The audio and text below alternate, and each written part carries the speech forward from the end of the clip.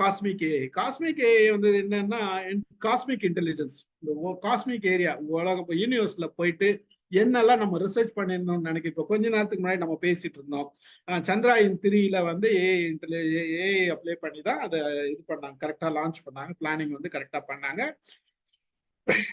அந்த லேண்டிங் வந்து ப்ராப்பரா இருந்தது.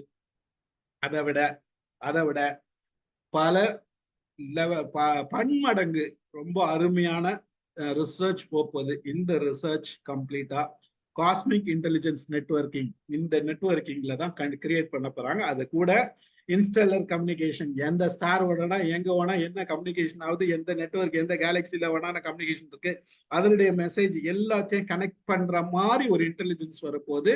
இதுதான் cosmic intelligence, cosmic artificial intelligence level, அடுத்த லெவல் போகுது. இதெல்லாம் எப்போ போகுதுன்னு தெரியாது. பிளான்ட் எல்லாமே அதுக்குண்டான வேலைகள்லாம் நடந்துட்டு இருக்கு.